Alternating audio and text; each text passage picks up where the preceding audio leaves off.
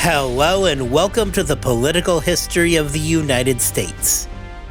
Episode 4.25, The End of Civil Government. Last time, we spent our episode looking at the First Continental Congress.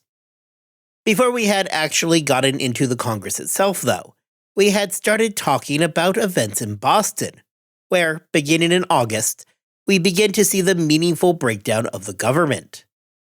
We had touched on that theme. However, we paused it right at the same time that the Congress began their meeting in Philadelphia. During the Congress, however, we saw that events back in Massachusetts were very much helping to drive the narrative. This was most specifically seen in those rumors of bloodshed in early September, and then the delivery of the Suffolk Resolves, delivered by Paul Revere just a few weeks later. At the time, I wanted to keep the focus in Pennsylvania, so I declined to actually elaborate on what was going on back in Massachusetts. Well, here we are. It is the next episode, and that is indeed the plan for today. We are going to head back to Massachusetts and find out exactly what was going on there, as everything was beginning to come undone at the seams. By the end of the episode today, we will have this episode and our last episode in roughly the same place, the end of the Congress. With the two episodes aligned, we can march forward together. Since the Boston Tea Party, it had become difficult to control the people in Massachusetts. There was an undeniable increase in unrest, something which got worse moving towards the end of the summer of 1774. We have talked about the fact that even as Governor Thomas Gage was attempting to flex his newfound powers, he was still being undercut at every point. Recall his initial relief that the Assembly was working with him so well, right up until the moment that he learned that they were holding secret meetings to make plans for the upcoming Congress in Philadelphia. As we had discussed last time, following the arrival of the government and the Justice Act on August the 6th, things became even worse. By the end of the month, Bostonians had managed to cripple the court system and were busy conducting a campaign of harassment against would-be members of Gage's council. Almost from the very beginning, ominous signs out of Massachusetts helped to define the direction of the Continental Congress. On September 6, literally the first full day of the Congress, news came into Philadelphia that 6 men were dead following an engagement with the British troops over gunpowder. The news included that Boston was now being shelled by a British man of war just off the coast. This momentary call to action was critical, although ultimately it was a false alarm, as it showed that there was at least an acceptance from the other colonies that the possibility of a looming war was real enough. None of the delegations in Philadelphia packed it up to head home when learning about the potential outbreak of violence. Well, for some like John Adams, this was a reassuring sign. It also tells us a lot about the state of affairs in Boston itself. Some 48 hours or so after the news of the attack on Boston reached Philadelphia, more accurate news came in declaring that the entire thing had just been a rumor. However, consider for just a moment that the story was generally not in dispute. It is not as though people thought that the idea of violence in Boston was all that sensational or unexpected. As it turns out, conditions in Boston, and indeed throughout all of Massachusetts, were becoming increasingly tenuous. By the beginning of that September, British troops were landing in the colony and were taking up positions in Boston Common, where they found themselves sleeping in tents. In all, 4 regiments had made their way into Boston, the same number that had been there prior to the Boston Massacre. As troops were arriving and conditions were clearly worsening, a major concern for Gage was the real possibility that violence was imminent. In this belief, Gage was working with evidence that this outcome was a distinct possibility. Boston was, after all, no stranger to violence.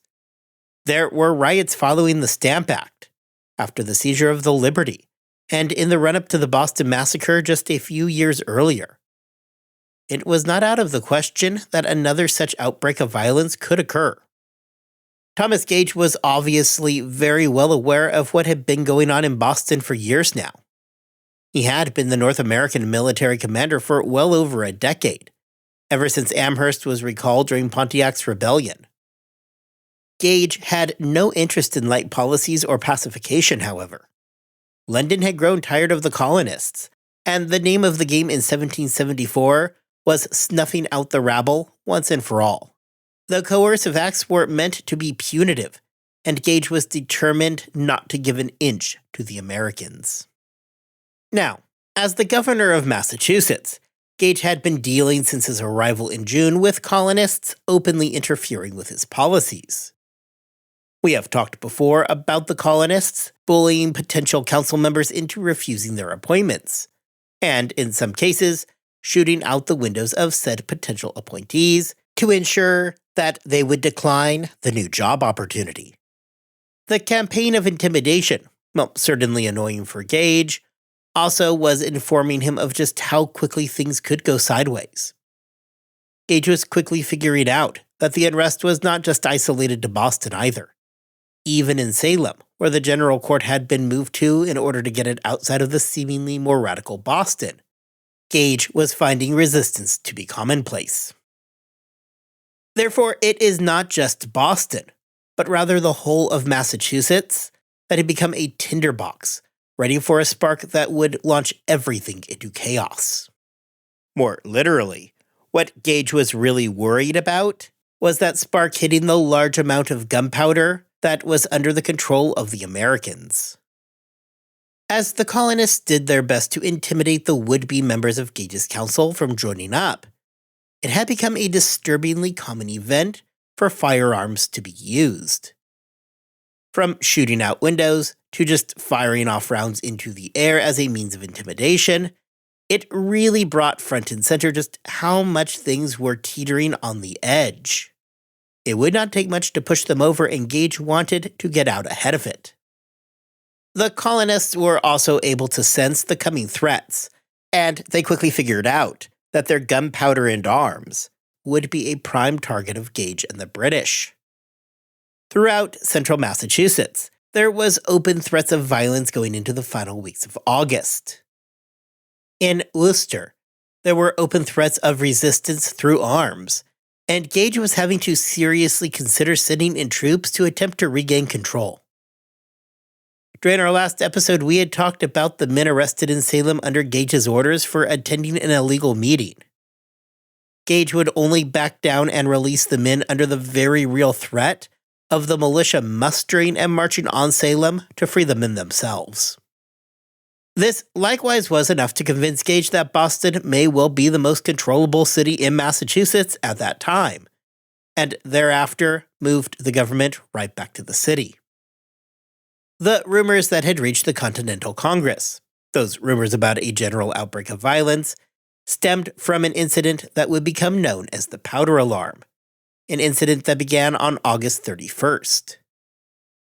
Shortly before, Gage had received a letter from William Brattle.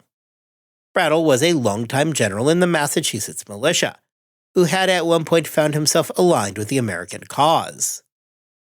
However, much had changed since the Stamp Act, and Brattle now found himself on the other side of the debate.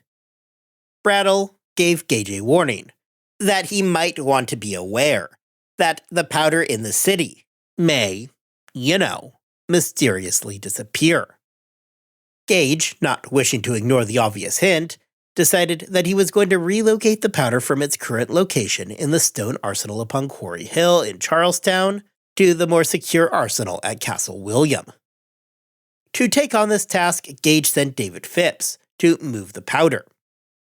On August the 31st, Phipps went to Brattle, who handed over the keys to the arsenal. The next morning, Phipps and his men set to the task of emptying out the Quarry Hill Tower. Everything went smoothly, and by lunch the powder and a few cannons had been removed, and were on their way to the safety of Castle William. Although the mission had gone down with only some minimal grumbling, the situation would soon begin to rapidly spiral out of control. The removal of the powder had seriously spooked the Americans.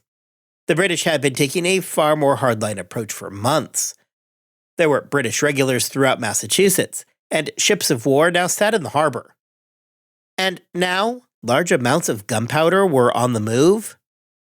Clearly, the British were getting ready to undertake a major military operation and crush colonial resistance once and for all.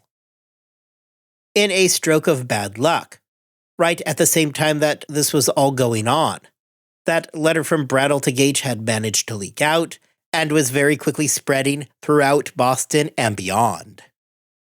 Brattle, upon learning of the leak, made the probably wise decision to remove himself to Boston Common and the protection of the British troops. As crowds began to gather to confront both Brattle and Attorney General Jonathan Sewell, they were enraged to see that both men had already slipped away. At Sewell's house, the situation became quite serious when the crowd refused to believe his wife's assertion that her husband had left. They ended up busting down the door, searching for him by themselves, while all the meantime breaking windows and causing general havoc. The situation very nearly spiraled out of control when one of the people in the house, the tutor of the family's children, ended up firing a shot towards the crowd. Although this did manage to get everybody to disperse, things could have very easily gone the other way. The morning after the incident at Sewell's house, several things were happening. First, the Boston press did not care for the story of an angry mob ransacking a house and played the entire situation off as being nothing more than a group of Negroes and boys. The press was very conscious by this point of the optics surrounding the imperial crisis, and had grown quite good at spinning a story. Remember that going all the way back to 1765 and the Stamp Act. During those riots, there had been a push to avoid unorganized mob action. Although that did not always prove to be successful, the local press had become very adept at driving the narrative. In his fantastic book, The Road to Concord, which has incidentally been a fantastic tool for me these last few episodes, historian J.L. Bell points out the racial undertones present as well, stating that this was a common way that the Whig press tried to absolve the white men of Massachusetts from blame for any unreasonable violence. More importantly than the actual seizure of the powder from Quarry Hill, or any of the gatherings of the night before, was the fact that the rumor mill was now fully engaged. In terms of crises that we have talked about in the last 25 episodes, the powder alarm on its face really isn't that exciting. The issue, however, is that once the story got out into the ether, it took on a complete life of its own. This puts everybody on edge as the tales of a confrontation between the British and the Americans grew. As that story grew, so did the very real fear amongst the Americans of a looming war. The version of the story that became most accepted, and indeed the version that would reach the Continental Congress just a few days later, was of 6 being killed during the seizure, and Boston now being under British bombardment.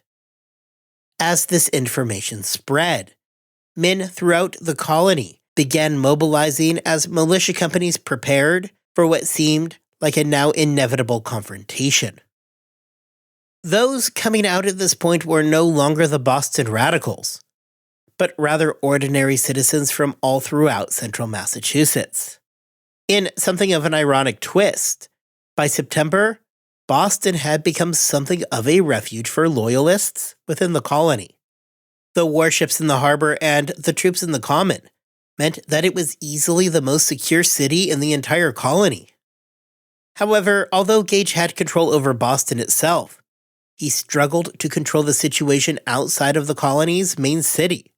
He wrote back to London on August the 31st, at the same time that the powder was being removed from Quarry Hill, that civil government in the colony was at an end. Historian Gary Nash states in his classic work, The Unknown American Revolutionary, that Boston had been the fulcrum of revolutionary radicalism for 10 years, since the Stamp Act crisis. But now it was the farmers' radicalism that pushed Massachusetts to the brink of open war. The powder alarm must have filled Thomas Gage with the utmost of dread. Sure, Boston was tightly checked at the moment. However, this most recent incident had shown just how quickly the colonists could mobilize, and served to remind Gage that, although his redcoats certainly were the more skilled soldiers as compared to the backcountry farmers, there were a whole lot more backcountry farmers than there were British redcoats. Externally, the news of the situation in Boston rocked the Continental Congress when it arrived on September the 6th.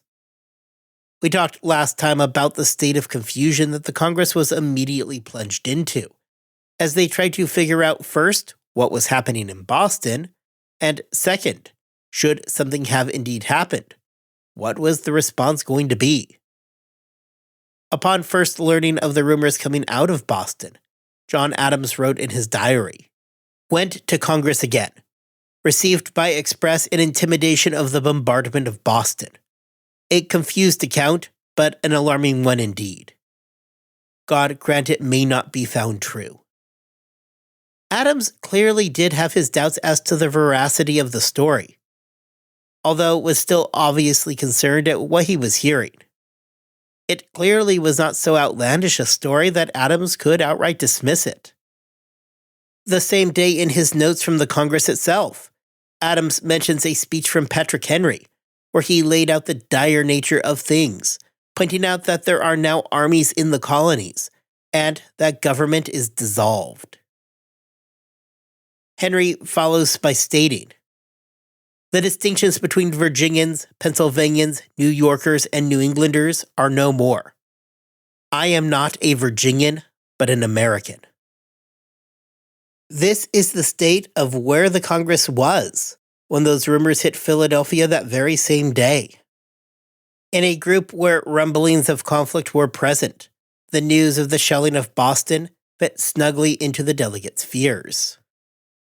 On September 8th, John Adams wrote to Abigail. He opens the letter by saying, "When or where this letter will find you, I know not. In what scenes of distress and terror, I cannot foresee. We have received a confused account from Boston of a dreadful catastrophe. The particulars we have not heard. We are waiting with the utmost anxiety and impatience for further intelligence.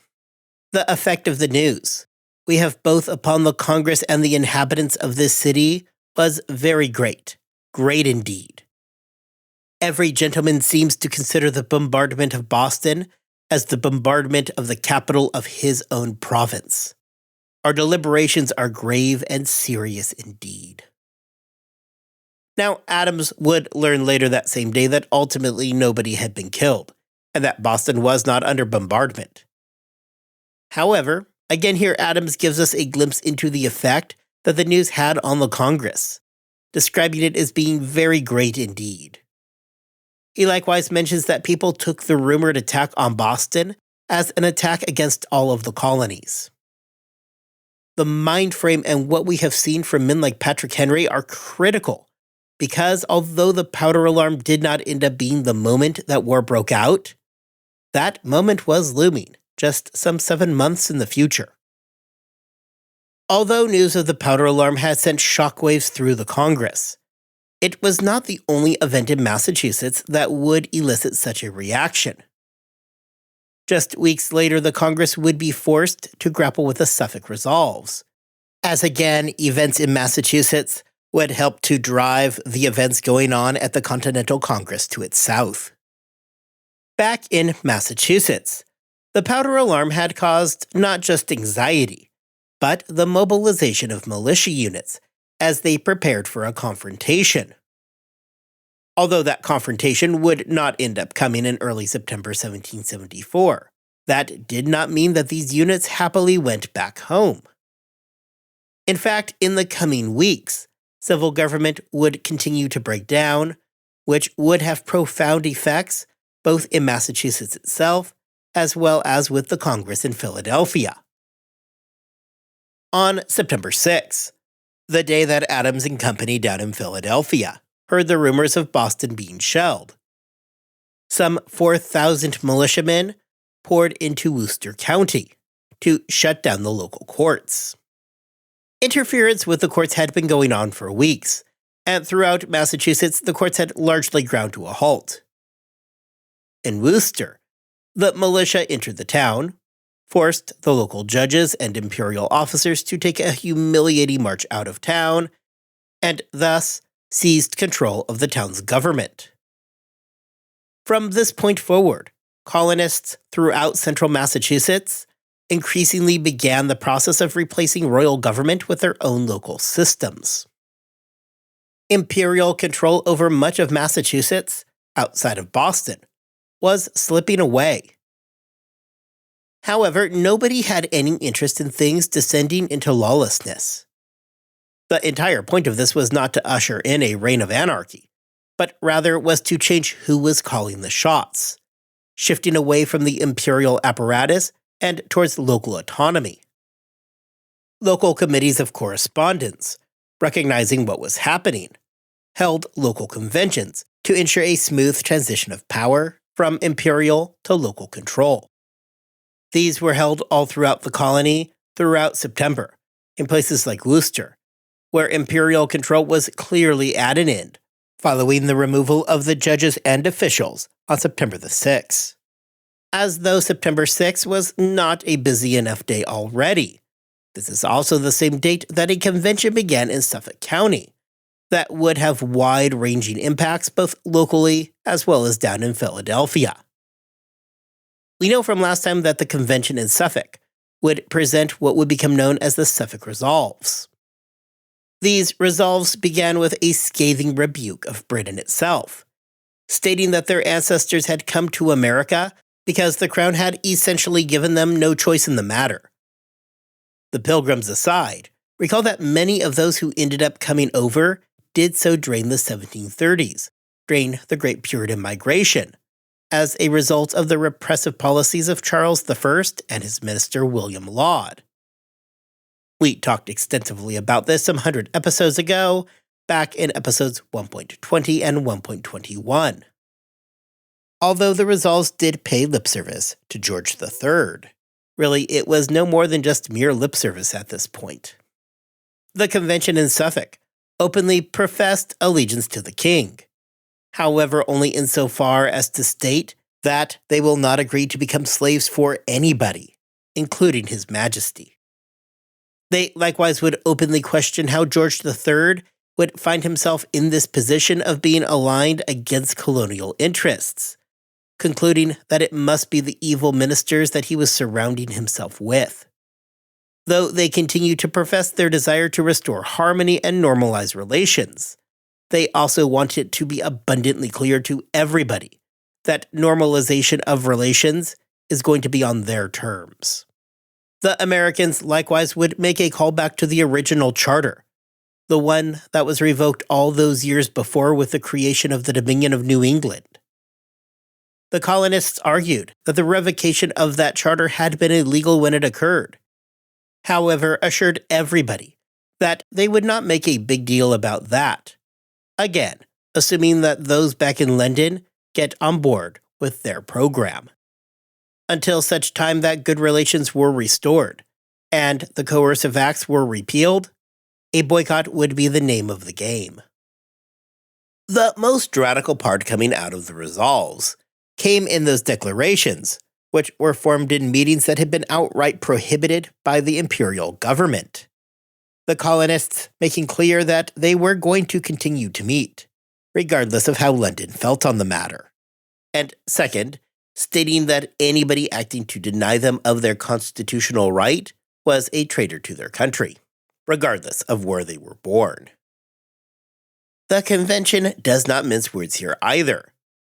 Those imperial officials who were acting in such a way to deny the colonists what they believed to be their natural rights would not only be found to have no authority whatsoever, but further, they would be brought to trial on those charges as quickly as possible. The Suffolk Resolves were a clear declaration that, at least in Suffolk County, independence had arrived. Yes, there was still that lip service to the crown. However, the resolves essentially lay out that such loyalty only extends so far as their demands are met. Imperial officials acting against the constitutional rights of the people would be considered treasonous, their authority ignored. The message was clear. If the British did not repeal the coercive acts and back down from their position, there was to be a complete and total boycott. This was yet another escalation that, when it reached Philadelphia, would completely change the direction of the Congress. The radical nature of the resolves, and the fact that the Suffolk County Convention reached out to the Congress for their opinion, managed to break the deadlock that they had formed. This was a strong enough statement that it forced everybody off of the fence and made them pick sides. The resolves also tell us a lot about what the colonists inside of Suffolk County were thinking about.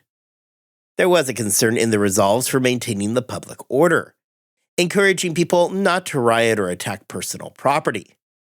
Sure, imperial control was melting away, but this was not meant to be a lawless action. They were not interested in throwing off the government. They were interested in replacing the government. To repeat my quote from historian John Farrelling from our last episode, the Suffolk Resolves represented a declaration of non-allegiance towards the royal government in Massachusetts. Joseph Palmer wrote to John Adams on September 14th about the incoming resolves. Palmer stated that the province seemed ripe for a more popular government. He likewise mentioned that this feeling was at least somewhat unanimous, mentioning the distinct lack of Tories, who would soon become labeled as loyalists, or even people neutral to the subject in the colony. Although Palmer may have exaggerated some about the universal acceptance of the Suffolk Resolves, it is probably not that huge of an overstatement. In this letter, Palmer mentions that they were holding off from doing anything until they heard back from the Congress as to whether or not the resolves should be pushed through. In response back to Palmer shortly after, Adams rants about his frustrations at the Congress for not immediately approving the resolves. Adams would likewise write to William Tudor around the same time, where he discussed military matters. A good hint that Adams by this point saw the writing on the wall. Adams mentions in that letter that despite Gage's claims that everything that he was doing was defensive in nature, any misstep would inevitably lead to a civil war. From these letters, both to and from John Adams, we can learn much about the status of things in the middle of September. There are statements from Palmer about the growing movement and agitation in Boston.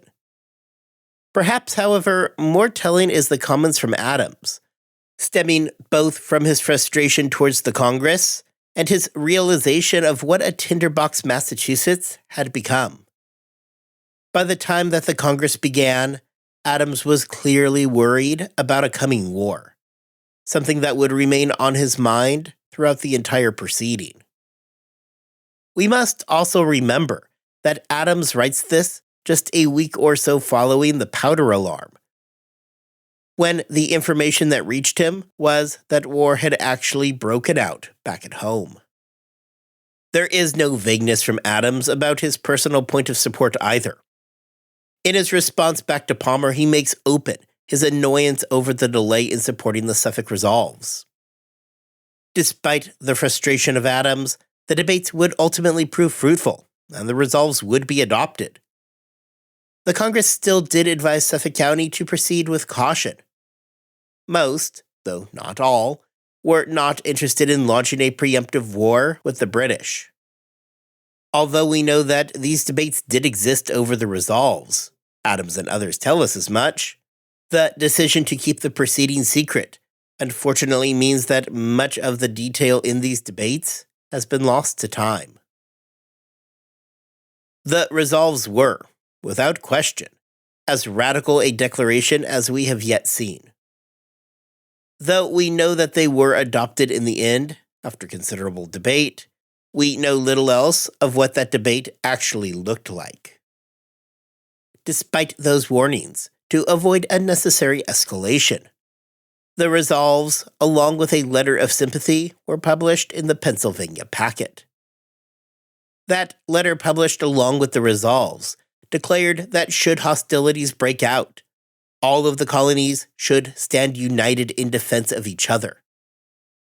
It was a bold declaration of the Congress and marks a clearly growing relationship between the colonies as they begin acting increasingly as a united front. These newfound bonds and agreements to stand with each other came at the detriment of their relationship with Great Britain. The decision to ratify the Suffolk Resolves was a major turning point for the Continental Congress. Many of the more moderate and conservative members recognized that such actions could be seen as tantamount to a declaration of war. The Continental Congress, something that would already have been viewed in London as being radical by its very existence alone, found itself in the position of approving a document that sought to completely upend the existing relationship between the Crown and her colonies. The resolves pushed everybody off of the fence and forced the delegates to take a side. For the reasons that we discussed last week, this would prove to be the impetus for the radicals to control the direction of the remainder of the Congress. Through the end of the summer and into the fall of 1774, significant changes came to the Massachusetts Bay Colony. When Thomas Gage was lamenting over the collapse of civil government at the end of August, I would argue that he had it all wrong. It was not the end of civil government in Massachusetts. Rather, it was the collapse of imperial rule in that colony. Massachusetts did not descend into a lawless state. Governance did not cease to exist. Rather, those who were now in control of the government of the colony were no longer the British officials, but instead, it was the colonists themselves. As historian Gary Nash puts it when talking about the overthrow of Worcester County, nearly the entire male population of Worcester County had toppled British rule, so far as their own affairs were concerned, and put in its place what amounted to the People's Republic of Worcester County. This also ties back into something that we talked about in episode 4.19. During that episode, I talked about when independence became inevitable in the colonies. The answer was that there was no clear answer. Of course, the Declaration of Independence in July of 1776 is a pretty clear point where everybody was, more or less, on board. However, each colony had to come to the conclusion on its own, in their own time, that independence was something that they were seeking. The answer to that question in Massachusetts is that during the late summer and early autumn of 1774, the colony, county by county, made that determination. The movement came not just from the top down, but rather from the bottom up. It was not the Bostonians who were driving the events. Boston was, for the time being, about the only thing that Gage did control in Massachusetts. Rather, this was a movement of farmers and artisans out in the country that would finally break from imperial control. There would, of course, continue to be artful polemics being produced by the intelligentsia of the movement. These men are always going to remain at the forefront of events as we march forward into the revolution. However, the truth will always remain that had the artisans and the rural farmers not themselves been stretched thin and hampered by British imperial policy with grievances over their treatment, the revolution would never have been possible. Despite differences that might have existed between the urban population and the rural population, everybody in Massachusetts was affected by the coercive acts. Systems that had been in place for generations were suddenly upturned and disrupted. The threats posed by British soldiers was very real throughout the entire colony. These disruptions sent concussive waves throughout all classes and segments of society, and would help to explain the widespread escalation of events in Massachusetts. We are going to spend a lot of time in the weeks to come as we make our final push towards the outbreak of the war, looking not just at the top of the revolutionary pyramid that drove the events and generally gets remembered as the Founding Fathers, but also at the vast base of that same pyramid. The men and women for whom their support and participation was a prerequisite to there being any hope of a successful outcome. Massachusetts was likewise well situated for the possibility of such a rebellion to come. The extensive militia networks that existed throughout the colony, companies that had existed to protect the often vulnerable frontiers in Massachusetts, and to lead offensive missions up into Canada, were now turning their attention away from the French and the Indian threats, and towards the British regulars themselves. These militia companies had spent years fighting off threats. They knew the drill of how to quickly organize, something that they would now utilize against the British. Thomas Gage was wrong. Civil government was not breaking down. Rather, independence was taking hold. Next time, we are going to march forward from the end of the Continental Congress and look at the response to the Congress's decisions, both internally and back in London. Until then, I hope you all have a wonderful 2 weeks. I hope that you are staying healthy and that you are staying safe. And I will see you back here next time as everybody reacts to a coming boycott.